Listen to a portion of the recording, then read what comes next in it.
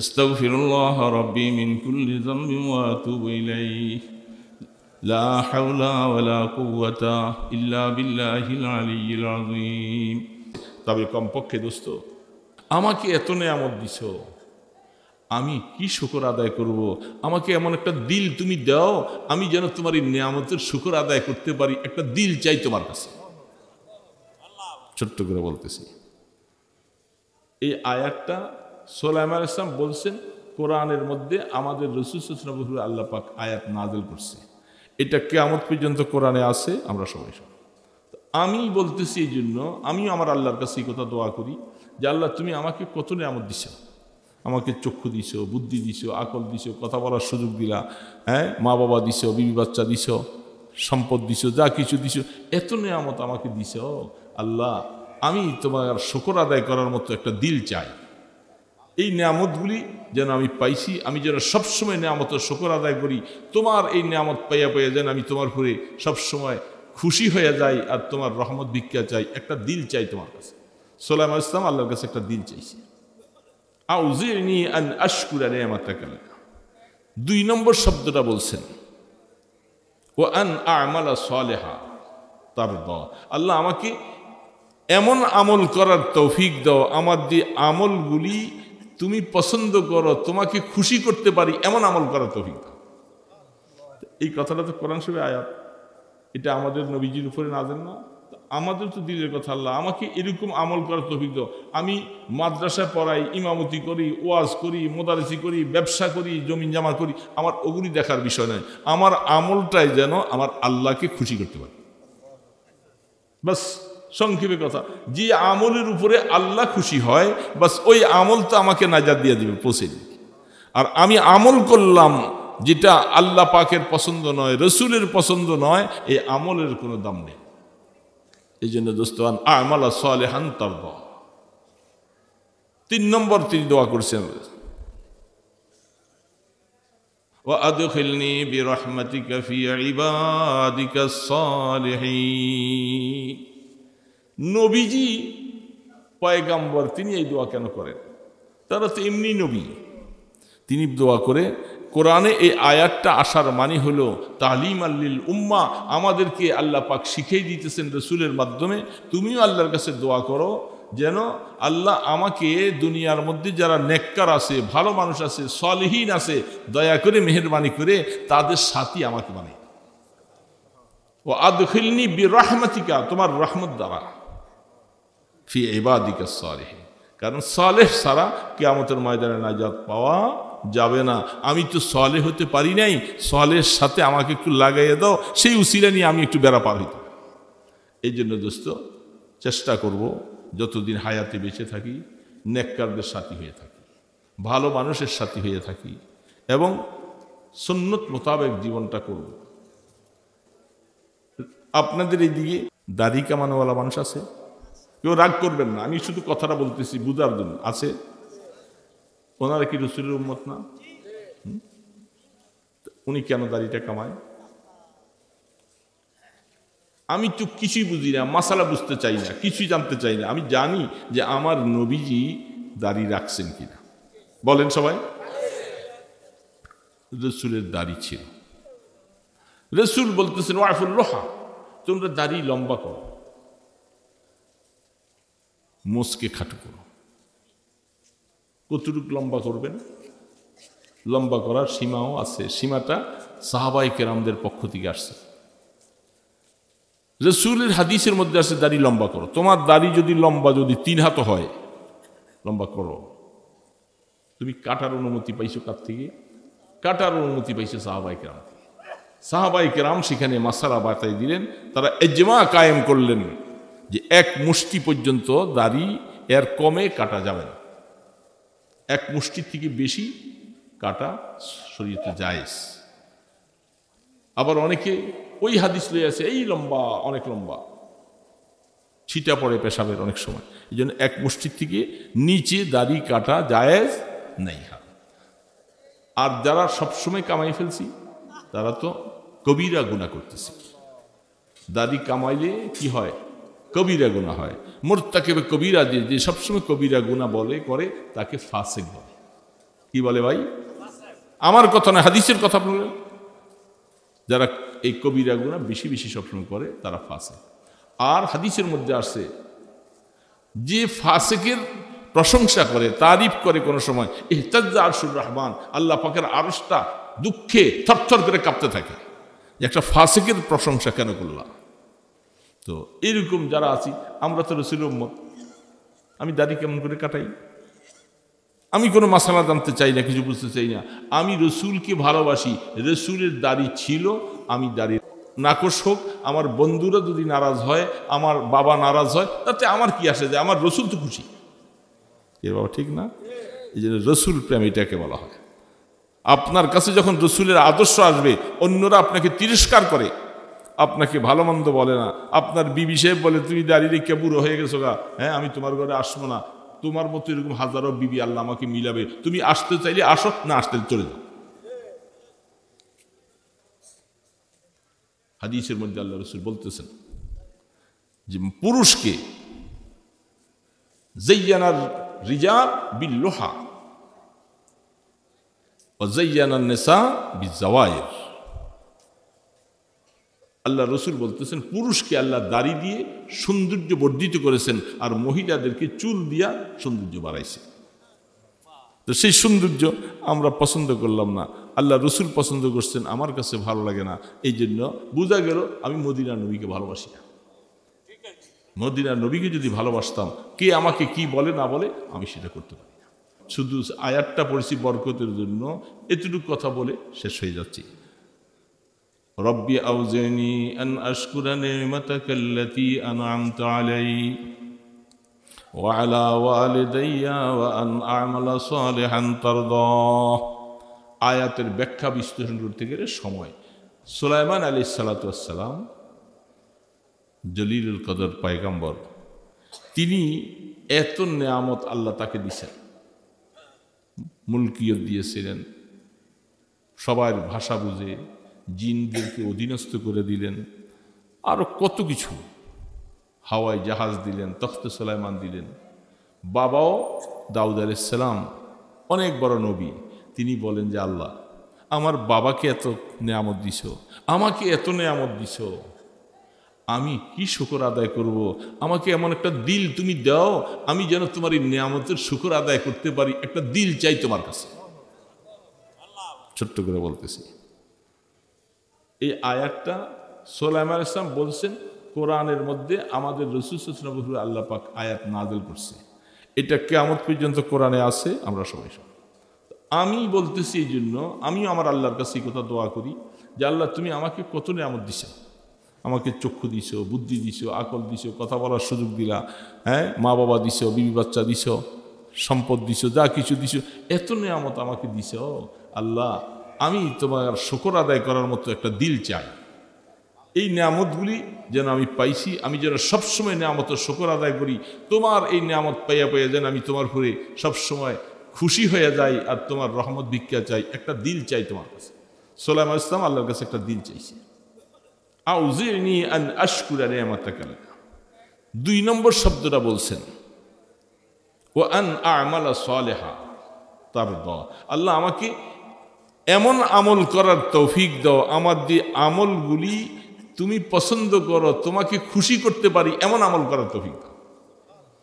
এই কথাটা তো কোরআন শরীফের আয়াত, এটা আমাদের নবীজির উপরে নাযিল না। আমাদের তো দিলের কথা, আল্লাহ আমাকে এরকম আমল করার তৌফিক দাও। আমি মাদ্রাসায় পড়াই, ইমামতি করি, ওয়াজ করি, মোদারেসি করি, ব্যবসা করি, জমিন জামা করি, আমার ওগুলি দেখার বিষয় নয়। আমার আমলটাই যেন আমার আল্লাহকে খুশি করতে পারে। বাস সংক্ষেপে কথা, যে আমলের উপরে আল্লাহ খুশি হয়, বাস ওই আমল তো আমাকে নাজাত দিয়ে দিবে, পৌঁছে দিবে। এবং মুরব্বীদের খেদমত করবো। হারকে খেদমত মি কুনাদ মখদুমে সুদ, হারকে খেদমত মি কুনাদ মখদুমে সুদ, হারকে খুদরা দিদে ও মাহরুমে সুদ। যারা খেদমত করতে জানে তারা একদিন মখদুম হয়, তার খেদমত আরেকজনে করে। আর যে আরেকজনে খেদমত করতে জানে না সে মাহরুম হয়ে যায়। কারণ যে খেদমত করতে জানে না তার মধ্যে অহমিকার কিছু বীজ আছে, অহংকারের বীজ আছে। কারণ খেদমত করতে হলে নিজেকে মিটিয়ে দিতে হবে, বিলীন করতে হবে। সেই দিকে গেলাম না। হযরত খাজা আজিজুল হাসান মজ্জুব রহমতুল্লাহ আলাই তিনি বলতেছেন থানবীকে, मैं आपके पास और कुछ नहीं लेने के आया हूँ, मिटा दीजिए मैं मिटने ही को आया हूँ। ও থানবী, আমি আপনার কাছে কিছুর জন্য আসি নাই, আমি আসছি আমার মধ্যে যে একটা আমি আছি, এই আমি শব্দটাকে মিটাইয়া দাও, পায়ের নিচে জবাই করে দেওয়ার জন্য আপনার খেদমতে আসছি। বুঝছেন?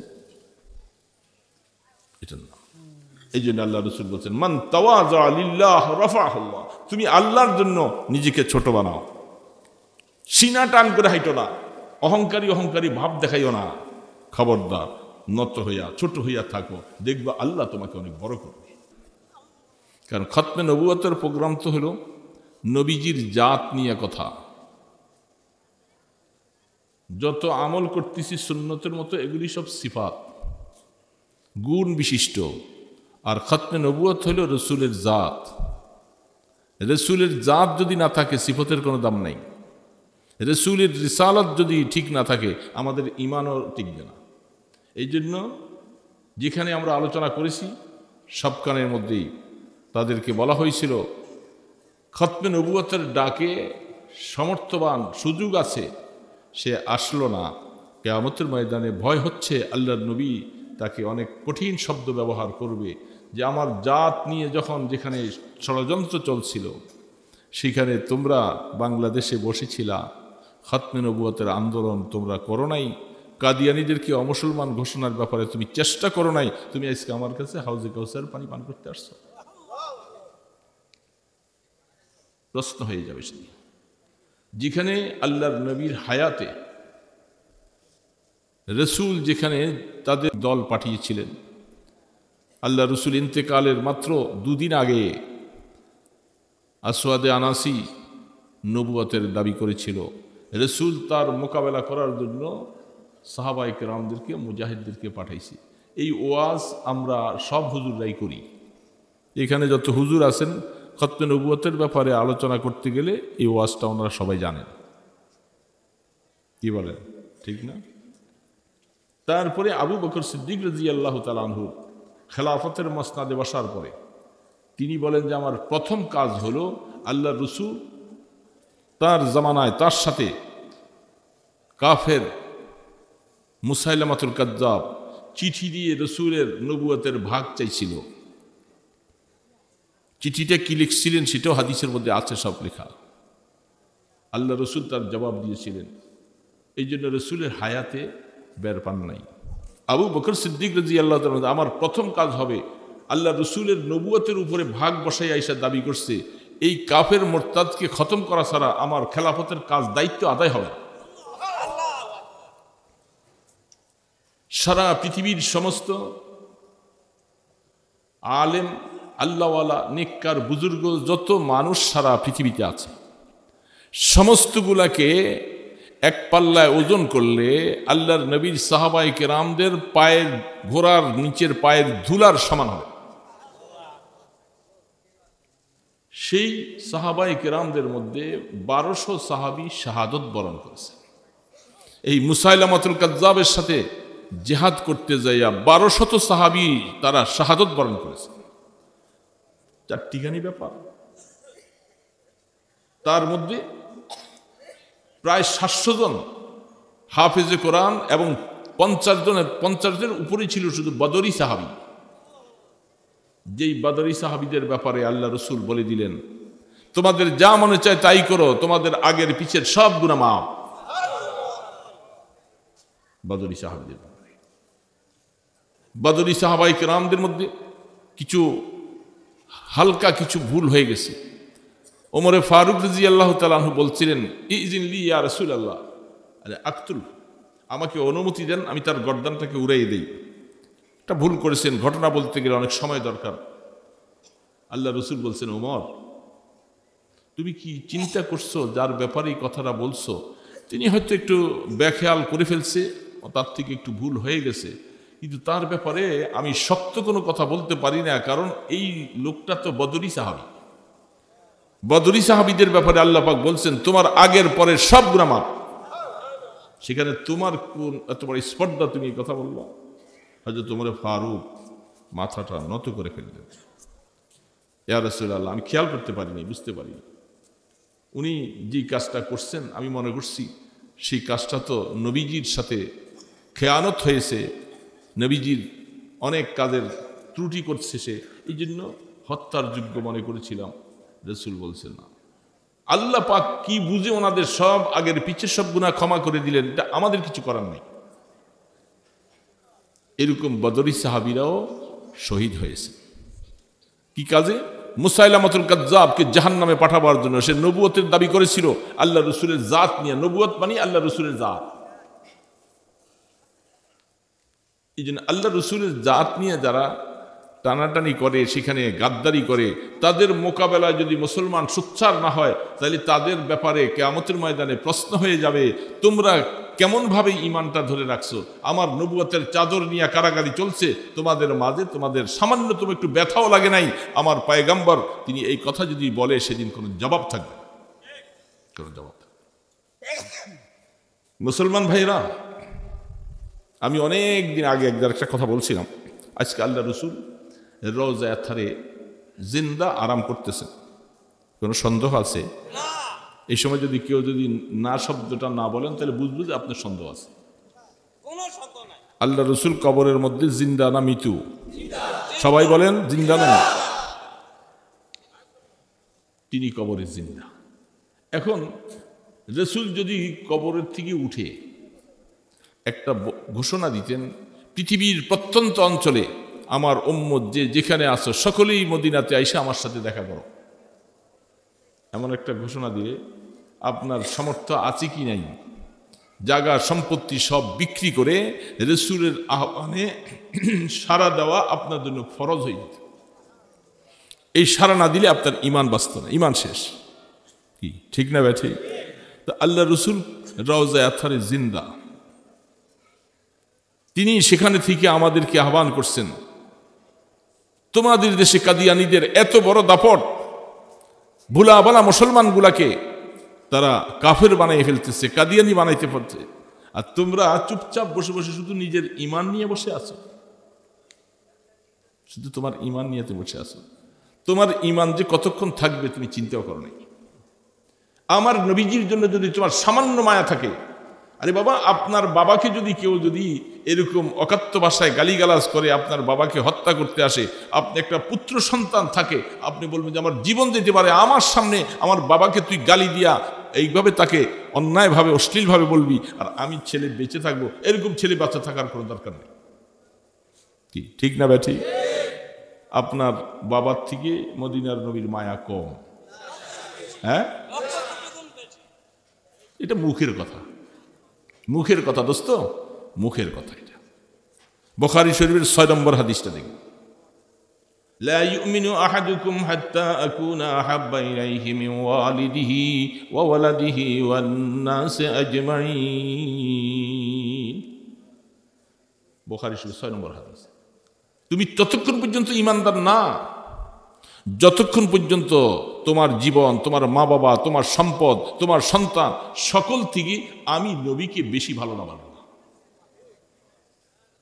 সেগুলোর বর্ণনা তো রাতকে রাত বললেও শেষ হবে না দোস্ত। মদিনার নবীকে ভালোবাসবো কিভাবে?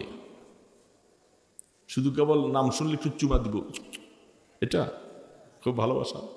হ্যাঁ, মদিনার নবীকে কি ভালোবাসলাম? আল্লাহ রসুলের দিন চলে যাচ্ছে, রসুলের দিন নিয়ে ছিটিমিনি চলছে, তুমি তোমার ইজ্জতের দিকে তাকিয়েছ, তুমি তোমার সম্পদ তাকাবো, এগুলি পাহারা দিবা।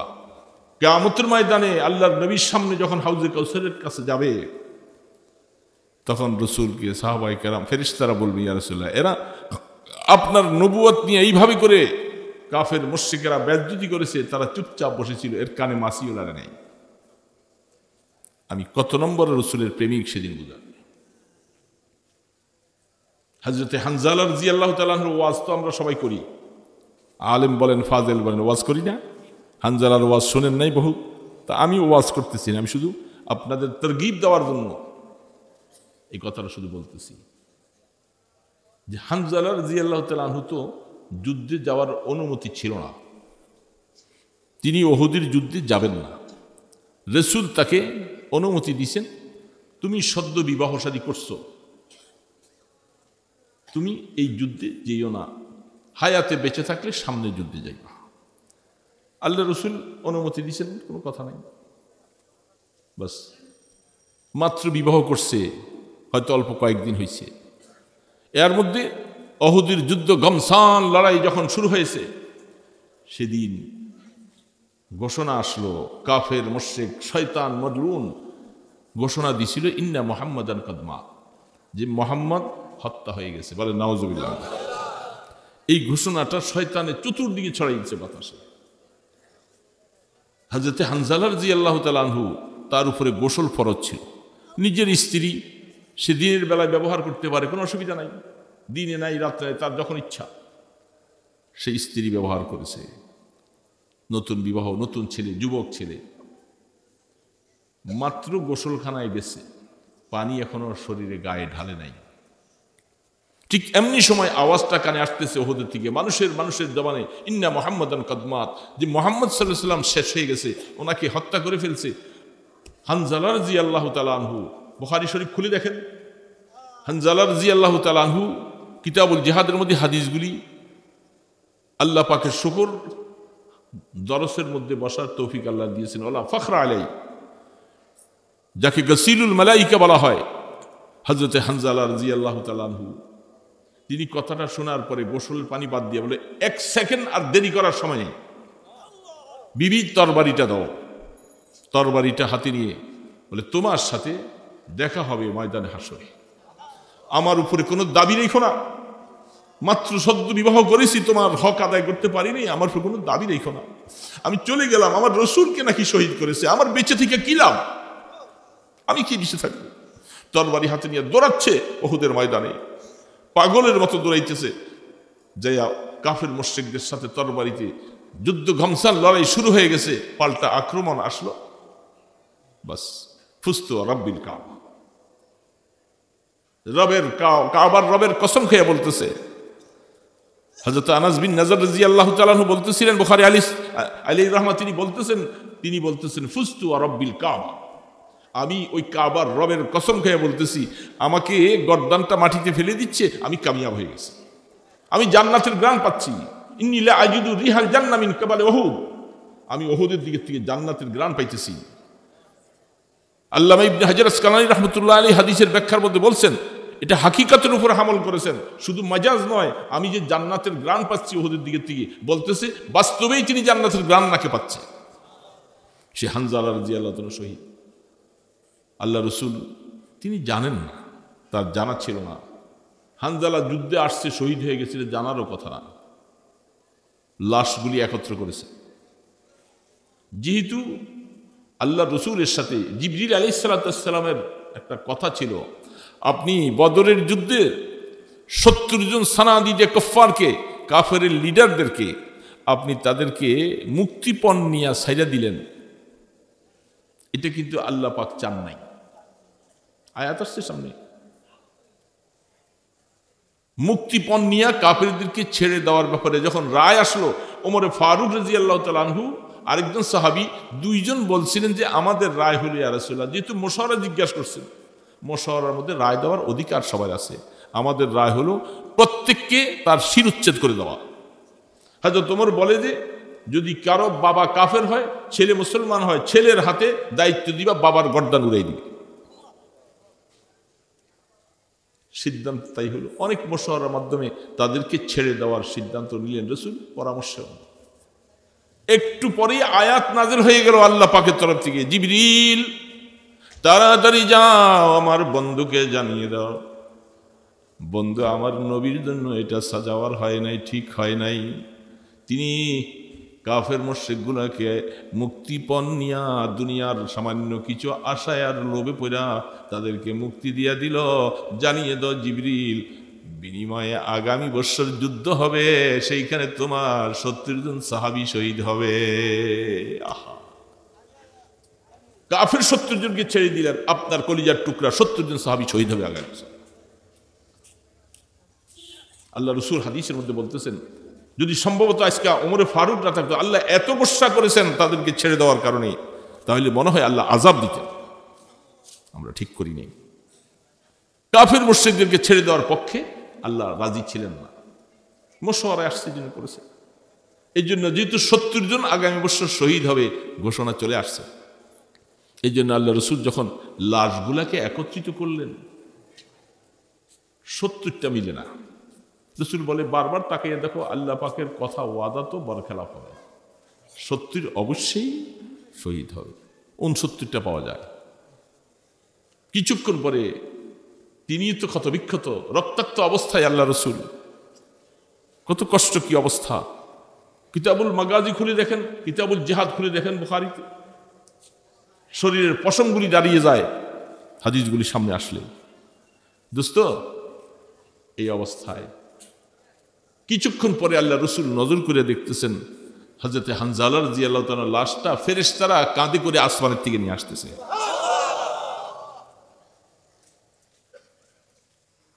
আজীব, কারণ হানজালার স্ত্রী দৌড়াইয়া দূর থেকে আসতেছে। আরে আমি জানি আমার স্বামী যে পাগলের মতো উন্মাদের মতো নবীর প্রেম নিয়ে ছুটেছে, সেই তো শহীদ হয়ে যাবে, সে ফিরে আসবে না। আমি দৌড়াইয়া সংবাদ দিতে গেলাম আমার স্বামীর উপরে গোসলটা ফরজ হয়েছে, যেহেতু শহীদদেরকে গোসল দেওয়া হয় না, এই কথাটা আমি জানাবার জন্য, যেহেতু এটা আমি ছাড়া আর কেউ জানে না যে হানজালার উপরে গোসল ফরজ। স্বামীর উপরে গোসল ফরজ স্ত্রী ছাড়া কেউ জানে, ঠিক না ভাই? ঠিক বলেন। এই জন্য হানজালা রাদিয়াল্লাহু তাআলা আনহুর স্ত্রী সে জানে আমার স্বামীর উপরে গোসল ফরজ, যেটা নবীও জানে না। আসমানের মালিক আল্লাহ পাক বলতেছে, এ দুনিয়ার মানুষেরা, নবী জানে না, আমি আল্লাহ সব জানি। এই জন্য বললাম ফেরেশতারা, যাও যাও আমার হানজালাকে অপবিত্র অবস্থায় যেন গোসল না দেওয়া, তাকে কাফন না করা হয়। আমার এই হানজালাকে আসমানে উঠে নিয়ে আসো, আসমানের পানি দিয়া, উলুর পানি দিয়া তাকে সুন্দরভাবে ফরজ গোসল করাইয়া তাকে জমিনে আমার নবীর সামনে দিয়ে আসো। রসুল বলেন দেখতেছি হানজালার শরীর থেকে পানিগুলি পড়তেছে গড়াই গড়া, টপকে টপকে। রসুল সাথে সাথে নাম দিলেন, হ্যাঁ, গসিলুল মালাইকা। আমার হানজালা তার লকব দিয়ে দিলাম আমি রসুল নিজে, যাকে ফেরেশতারা আসমানে গোসল দেওয়া নিয়ে আসছেন। আজকের থেকে তার লকব আর টাইটেল হলো হানজালা গসিলুল মালাইকা,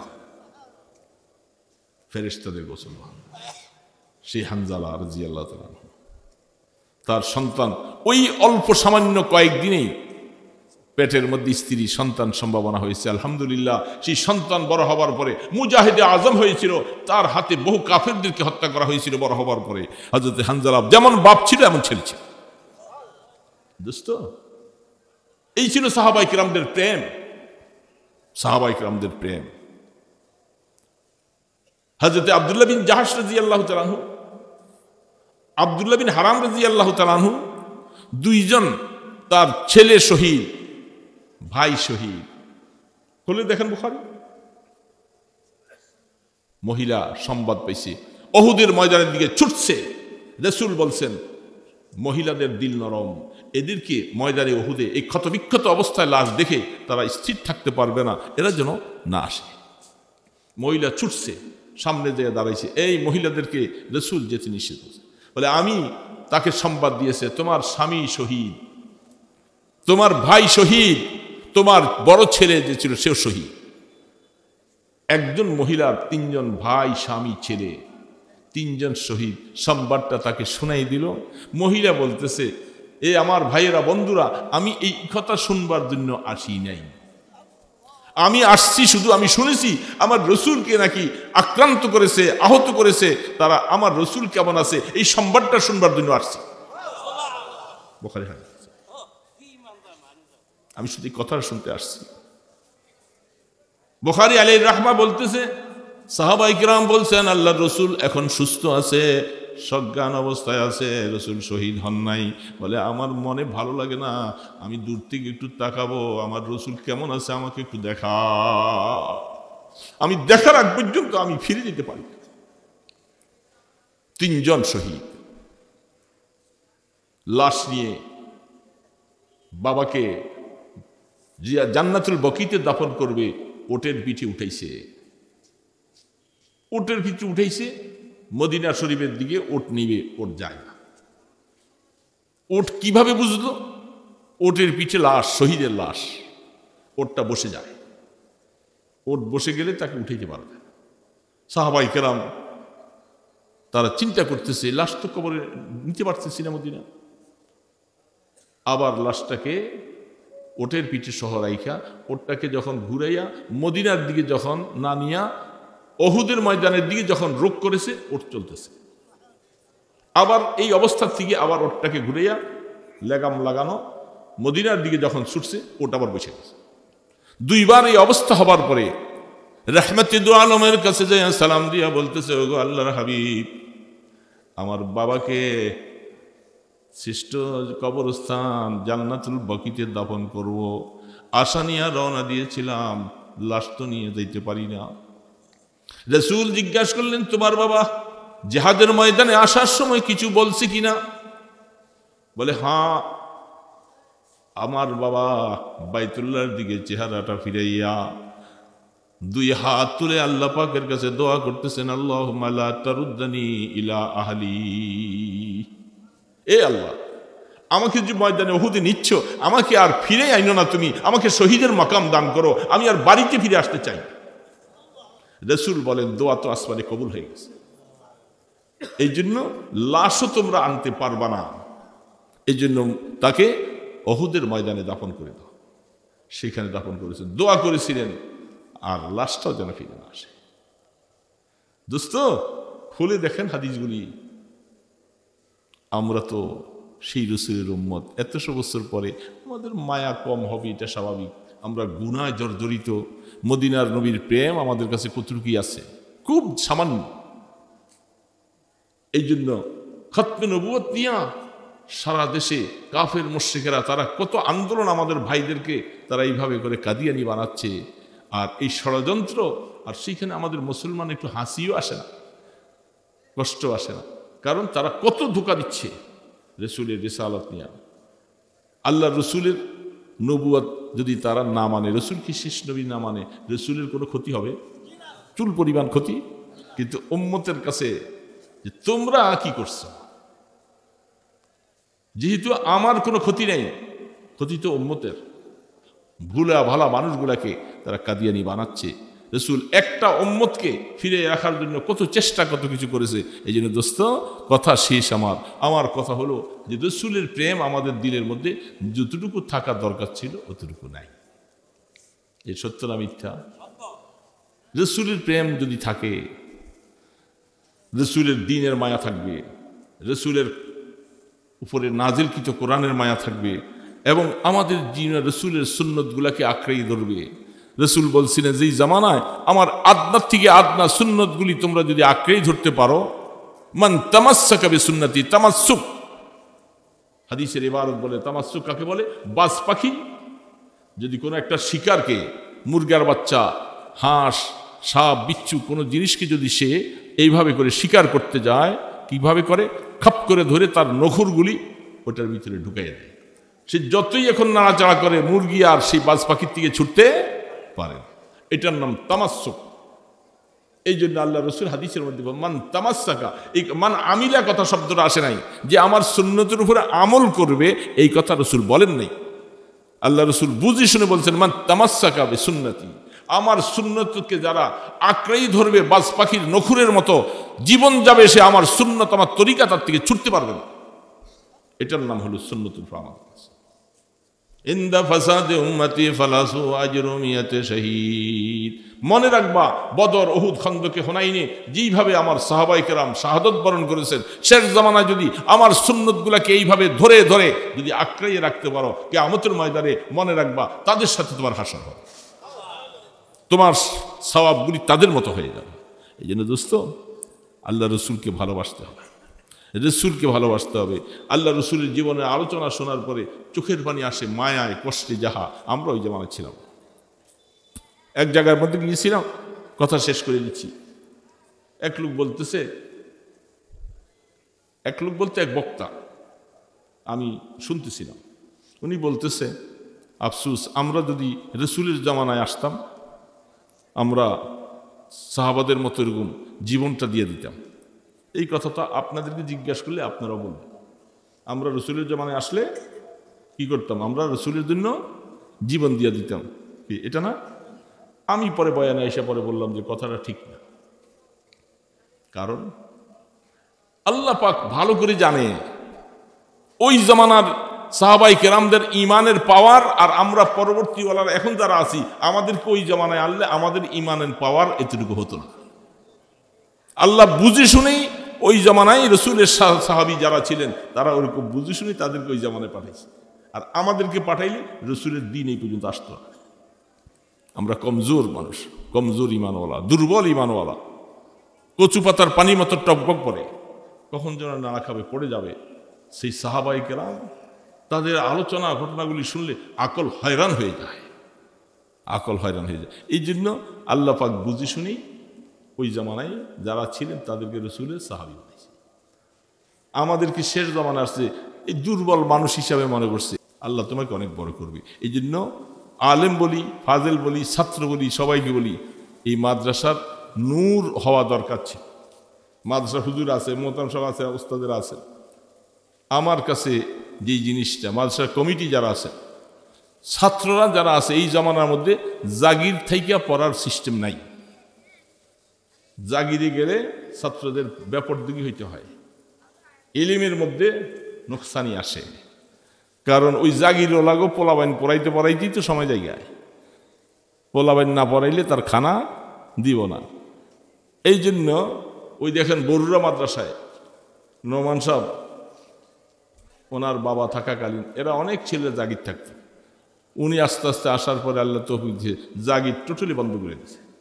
সমস্ত ছাত্ররা মাদ্রাসায় থাকবে, মাদ্রাসা নুরানি হবে, এরা নামাজ পড়বে, এরা কিতাব পড়বে, এরা নামাজ পড়বে মসজিদে, এখানে হাঁটাপিটা করবে, তাদের নূর চমকেতে থাকবে চতুর্দিকে। এই জন্য জাগিরওয়ালা ছাত্রর জামানা গেছে শেষ হইয়া এখনের জামানা মাদ্রাসা বোর্ডিংয়ের মধ্যে থাকবে, তারা এখানে এলেম শিখবে, সবসময় কুতুববিনি করবে, মাদ্রাসা রওনক বাড়বে, সৌন্দর্য বাড়বে, মাদ্রাসা বরকতওয়ালা।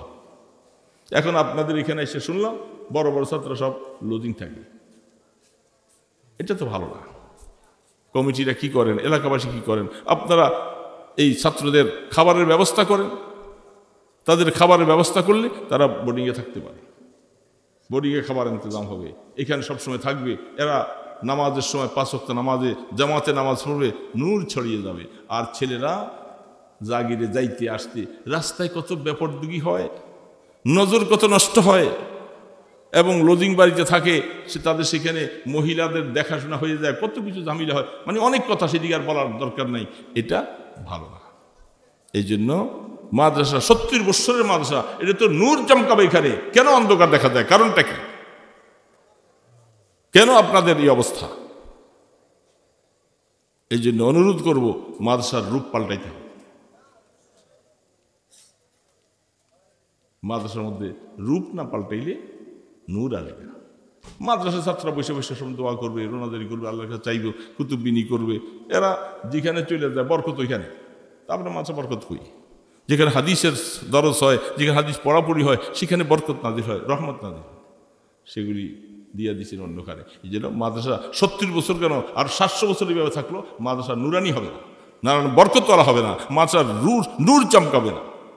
এই জন্য আমি শক্ত কথা, আমার জবানটা এরকমই। আমি যেখানে যাই আমার নিজের দোষ ত্রুটি হয়ে কেউ যদি আমাকে ধরে দেয় আলহামদুলিল্লাহ, অন্যদের দোষ আমার নজরে আসছে আমি সেটা বলে ফেলাই। এটা ভালো হইতে পারে, মন্দ হইতে পারে। এই জন্য দোস্ত মনে রাখবেন কথাগুলি। মনে নাই এখন, আমার মনে হয় অনেক বছর আগে, তখনকার সময় লঞ্চে না কিসে যেন কোথায় আসছিলাম, সেটা কোন জায়গাটায় একটা মাদ্রাসা, আমার সম্ভবত এরকমই একটা মাদ্রাসা, সে কত বছর আগের কথা, আমার মনে হয় 30 বছর আগের কথা। কিন্তু সেই কারণে হয়তো এখানে আজকে আবার এত বছর পরে আইসা দেখি মাদ্রাসা মিশকাত পর্যন্ত মাদ্রাসার মধ্যে সেই রৌনক নেই। ইত্তাকু ফিরাসাতাল মুমিন, হাদিসের ভাষা আছে, আল্লাহ পাকের কিছু বান্দা আছে কদম দিলে তাদের দিলের মধ্যে কিছু ফেরাসত চলে আসে। এই জন্য আপনাদেরকে আর বললাম না, মোহতারাম সাহেব হুজুর চেষ্টা করো আসাদুজ্জাহ কেরামরা এলমি পরিবেশ কায়েম করেন, ছেলেদের আমল তৈরি হবে, সুন্দর হবে, সুন্নত জিন্দা হবে। সেখানে লজিং বাড়িতে থাইকা এরা পড়ে। আপনারা বলবেন হুজুর আমি কম পয়সায় ওকে ছাত্রে ইমাম বানাইছি, আমার পোলাওয়ান পড়াইতে পারছি না। এ তো নিজে এলেম শিখতে আসছে, সে নিজে এলেম শিখার পরে না আপনাকে পড়াবে। এখন আপনার পোলাবাই নিয়ে বসে থাকে, তার নিজের কুতুবিনী হয় না, কিতাব মোতালা করা হয় না, আইসা সবাই কোনো গানতে লইয়া যাওয়ার জন্য এইভাবে এলেম হাসিল হয় না। আল্লাহ সুবহানাহু ওয়া তাআলা এই ছোটখাটো কয়েকটা কথা বললাম, আমল করার তৌফিক দান করেন।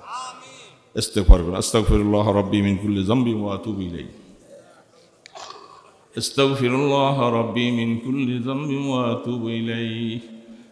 লা হাওলা ওয়ালা কুওয়াতা ইল্লা বিল্লাহিল আলিয়্যিল আযীম।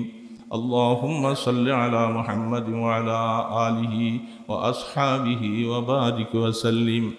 اللهم صل على محمد وعلى آله وأصحابه وبارك وسلم. اللهم صل على محمد وعلى آله وأصحابه وبارك وسلم. الحمد لله رب العالمين والصلاة والسلام على أشرف الأنبياء والمرسلين. يا حي يا قيوم برحمتك نستغيث أصلح لنا شأننا كله ولا تكلنا إلى أنفسنا طرفة عين.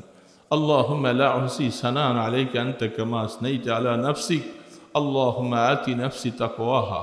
اللهم آت نفسي تقواها. أنت خير من زكاها. أنت وليها ومولاها. فاطر السماوات والأرض أنت وليي أنت وليي أنت وليي في الدنيا والآخرة. توفني مسلما والحقني بالصالحين. আল্লাহ রাত্রে গভীর হয়ে গেছে, হযরত উলামায়ে কেরাম আলোচনা করেছেন। আল্লাহ তোমার বান্দারা এত রাত্র পর্যন্ত বসে আছে মাওলা। আল্লাহ দয়া করে আমাদের জীবনের গুনাহগুলি মাফ করে দাও। আল্লাহ গুনার বোঝা নিয়ে আমাদেরকে কবরের ডাক দিও না মাওলা। আয় আল্লাহ অন্ধকার কবরে কেমনে থাকবো মাওলা, কবরের কোনো সামান নাই মাওলা। এ রহমানুর রহিম, আল্লাহ আমাদেরকে কবরে নিয়ে মাইরো না মাওলা। আল্লাহ কবরকে জাহান্নামের গ্রস্ত বানাইয়ে দাও। আল্লাহ দয়া করে আমাদের কবরকে রহমতের কবর বানাইয়া দিও।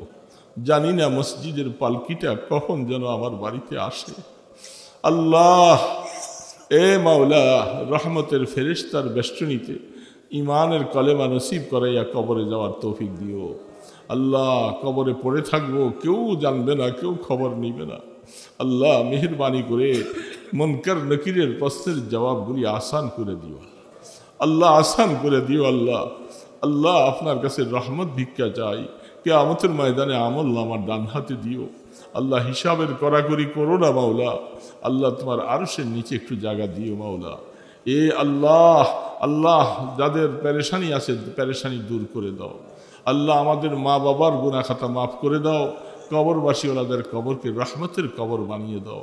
আমাদের ছেলে মেয়ে বিবি বাচ্চা আল্লাহ সবাইকে মাফ করে দাও। আমাদের বংশের মধ্যে আলেমে হক্কানি রব্বানি বানিয়ে দাও, হাফিজে কোরআন বানিয়ে দাও। এ আল্লাহ আলেমে হক্কানি বা আমলওয়ালা আলেম বানাইয়া দিও। আল্লাহ এই মাদ্রাসাকে কবুল করো, মাদ্রাসার রৌনক বাড়াইয়ে দাও, মাদ্রাসার মধ্যে সহি তালিমের ব্যবস্থা করো। যারা ছাত্ররা আছে এদেরকে সহি এলিম দান করো। আল্লাহ দয়া করে মেহেরবানি করে যাদের যত রকমের অসুবিধা আছে পেরেশানি আছে দূর করে দাও। আমাদের সুস্থতার হায়াত নসিব করে দাও। দয়া করে মেহেরবানি করে আমাদের দরখাস্তগুলি কবুল ফরমাও। সোনার মদিনা দুরুদ ও সালামের হাদিয়া পৌঁছে দাও।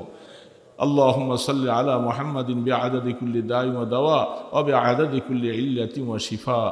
اللهم صل على محمد كلما ذكره الذاكرون وكلما غفل عن ذكره الغافلون. صلى الله تعالى على خير خلقه محمد وعلى آله وأصحابه أجمعين برحمتك يا أرحم الراحمين. السلام عليكم. السلام عليكم. সবাই মুসলমান করতে গেলে আমি অসুস্থ তো কষ্ট অনেকে